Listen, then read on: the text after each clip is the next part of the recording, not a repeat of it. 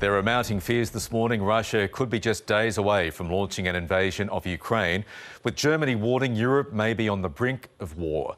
Australia has joined the United States in evacuating embassies in the capital Kyiv because of the imminent threat of military action.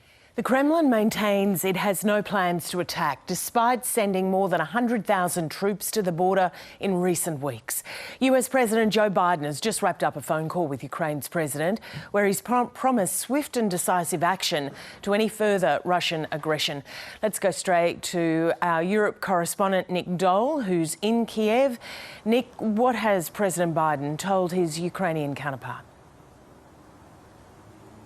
Good morning, Lisa. Well, Joe Biden has told Volodymyr Zelensky that he continues to believe there is a very real threat of a Russian invasion. The United States is saying that the window is now open, so it could start from any day, really, into the coming weeks.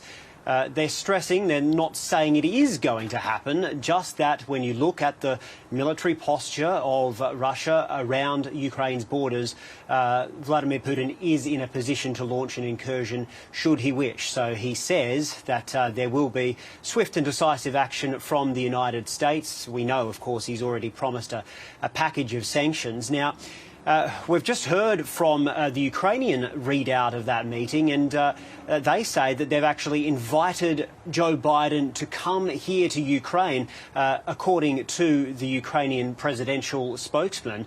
Volodymyr Zelensky said that if Joe Biden came here to Kyiv, he believes that could have a real stabilising force.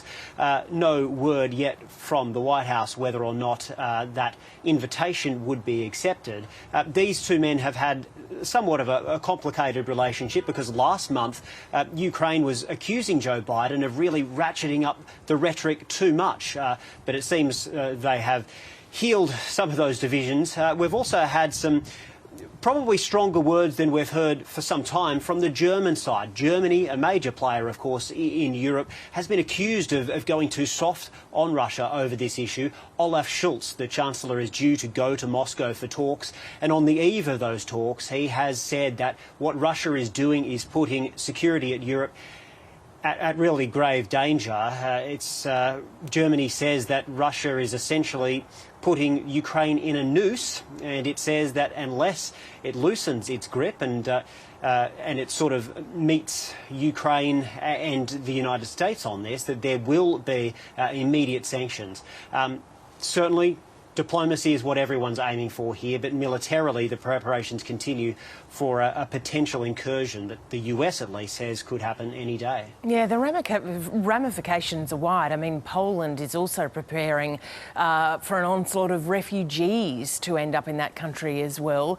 Meanwhile, those countries that still have staff are telling them they've got to move out, aren't they? The city where you are right now, Kyiv, there are fears that even that could come under attack.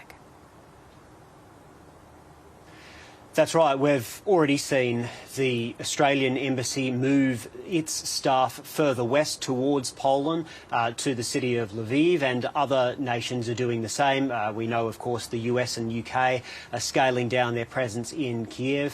And the French government is warning its citizens who are staying here that the situation's got serious enough that they need to start going and looking for food and warm clothing and water and other supplies just in case things do deteriorate here. But speaking to some locals here in Kyiv, I think that the atmosphere is, I guess, one of calm at the moment, because they say that Russia has been putting the pressure on Ukraine for many years now. They don't believe that the city is facing any imminent danger.